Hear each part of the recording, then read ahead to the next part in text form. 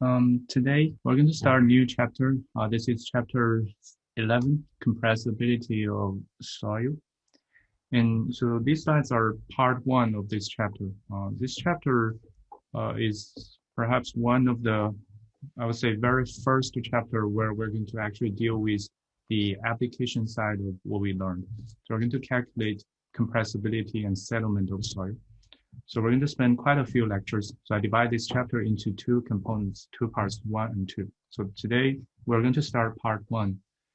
And if you look at course objective list again, and this is one of the main course objectives I highlight here, is to be able to estimate the magnitude and time rate of consolidation. So consolidation is one form of settlement, and I'll talk about that more today.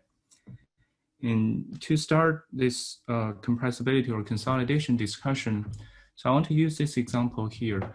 This is perhaps one of the most famous example of settlements. So this is the Leaning Tower of Pisa. And this tower is over 180 feet tall with foundation, 9-foot foundation sitting on weak, unstable soil. Okay. So the construction of this Leaning Tower took almost 200 years due to problems associated with settlements and tilting. And if you look at this soil profile, so this is a geological soil profile of this Leaning Tower.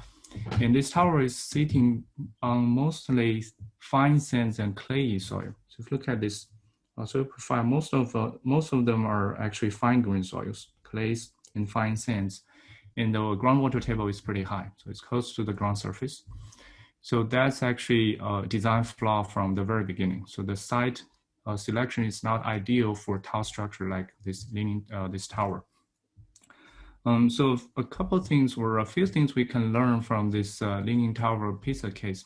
So first of all, if you look at this soil profile here, it's actually highlighted. So this differential settlement is due to the increased compressibility and deformation of soil on the southern end of this tower. So it's on the right-hand side on this slide. So there was increased settlement and compressibility on this side. So the tower is leaning. So a few things we can learn from this case study here that relates to what we're going to discuss in this chapter. First, soil will deform if you put load on top. Okay, so in this case, if you construct, say, this tall tower on top, soil is going to deform. And in this case, it's going to deform vertically because you're pressing this soil. And second, in actually most of the cases, differential settlement is more detrimental. Okay. So I've shown on this slide a few different settlement scenarios. On the left side, this is uniform. Okay.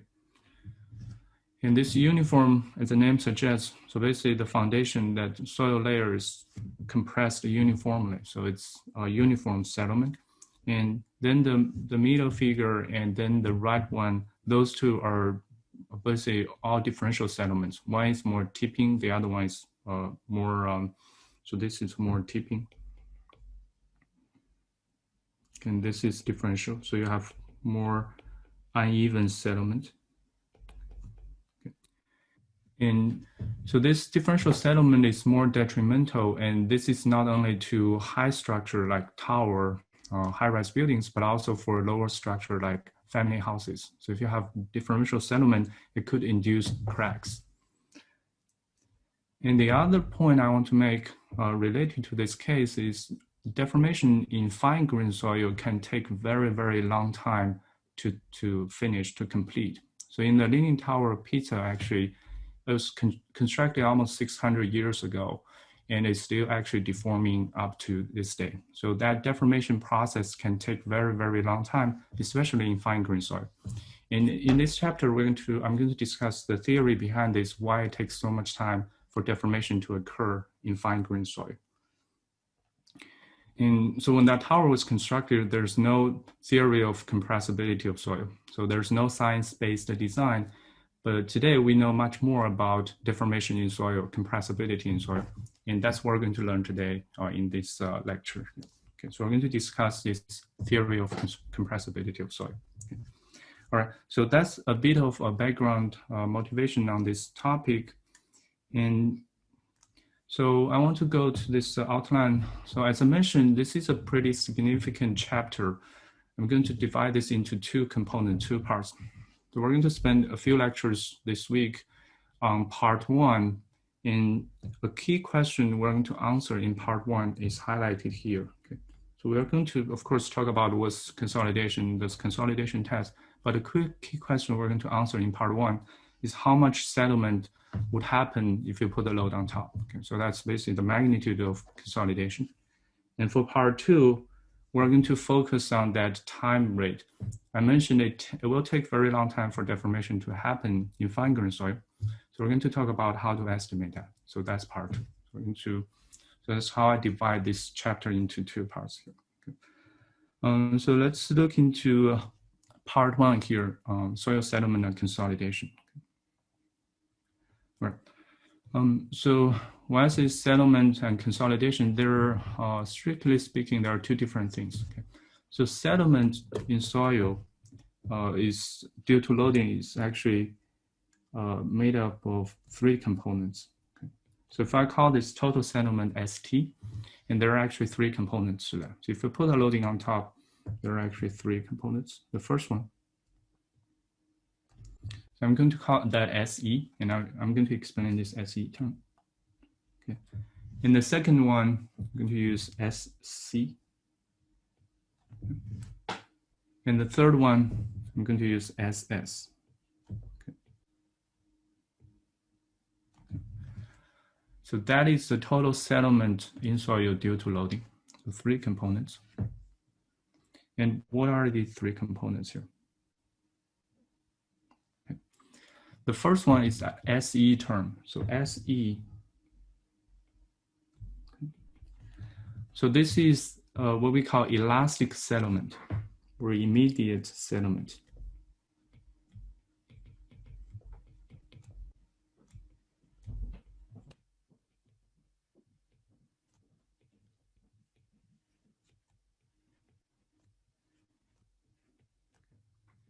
So that is SE, immediate or elastic settlement. And shown here, this is due to the elastic deformation of dry soil and moisture soil without any change in the moisture content. Okay, so that's basically the elastic part of the settlement. And the calculation of this is based on theory of elasticity. So that's the first component. And the second one is at SC. So SC. Okay. And this is called primary consolidation or primary consolidation.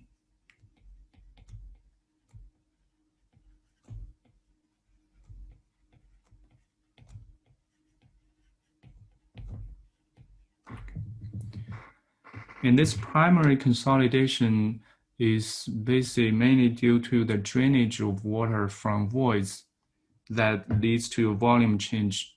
And this is particularly true for fine-grained soil. So it's primary consolidation.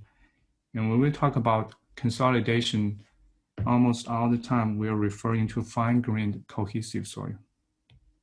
Because for coarse-grained soil like sand and gravel, this primary consolidation component is actually pretty small compared to the other ones. So it's more of a concern for clays. And the third one, that SS term is called secondary consolidation.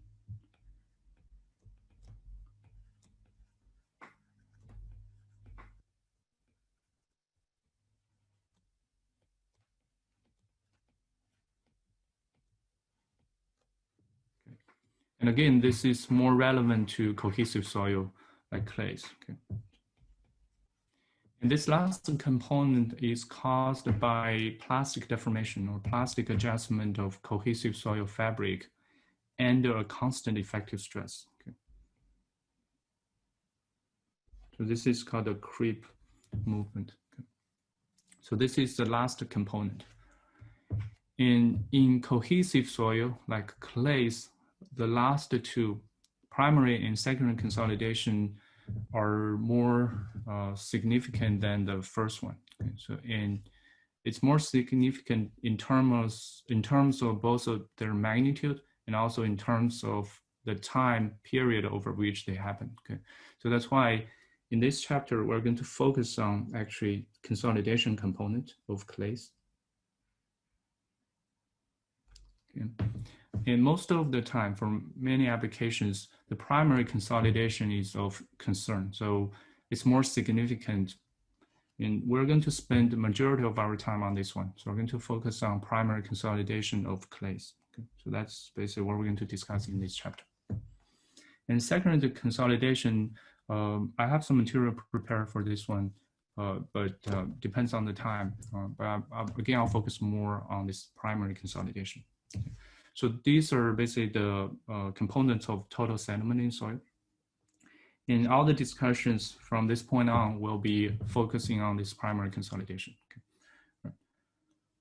Right. So for this consolidation of clay, basically to understand what we're going to do in this chapter, we're going to learn. I'm going to use this simple example here.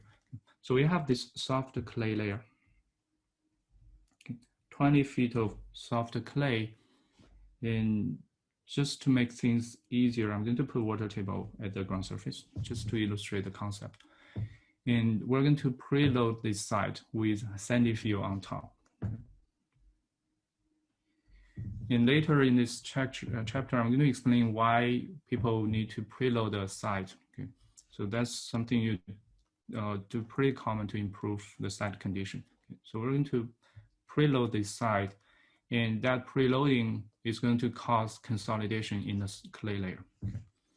And to calculate how much settlement, how much consolidation would happen given this load, so what we do in the field is actually we're going to take a sample. Okay. To make the sample representative, we typically take it from the middle of the clay layer, okay, just to make it more representative. So I'm going to take this clay sample from the middle of the clay layer. Okay. And this sampling can be done using, say, Shelby tube. So we looked at Shelby tube sampling before. So that's one way you can take sample from the field. So the bottom line, we have soil samples from this clay layer, and we're going to basically reduce the response of this whole layer to that of that sample. Okay, so we're going to study the settlement, the consolidation of the sample, and use that to guide our calculation of this 20 feet of soft clay layer. Okay, so we're going to use basically this whole layer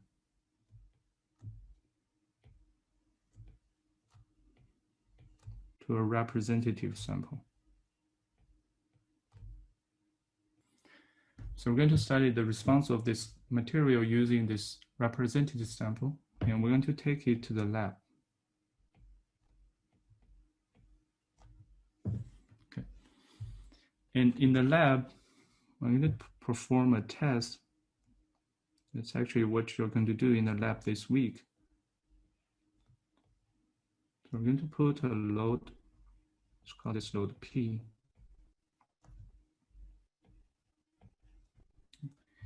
And we're going to study its deformation in response to the applied load. Okay. So we're going to look at, for a given load P, how much sediment would occur in the soil sample. And from that, we can calculate various quantities. Okay. So you can calculate the volumetric strain, or excuse me, vertical strain, or void ratio, as basically delta H over H naught. Let's use delta E here. So you can calculate the void ratio change given this loading here. So once you have that, okay, and then you can use what you learned from the lab test. So that's basically the stress-strain relationship. Okay. And this stress-strain is presented in various forms, and we're going to discuss that today. But you're going to get this stress-strain relationship and other basic parameters, modulus indices you need for settlement calculation. So then you're going to get that information to calculate settlement in the field. Okay. So this includes stress-strain relationship in various modulus and indices. Moduli and indices. Okay. And this is called 1D consolidation test. Okay. So basically, this 1D consolidation test simulates the load deformation or stress-strain response of the material in the field, and also it provides various moduli indices that you need for settlement calculation in the field. Okay. So that's the whole process. And so next, I'm going to focus on this 1D consolidation test a little bit. And again, this is something you're going to do in the lab this week. So for this 1D consolidation test,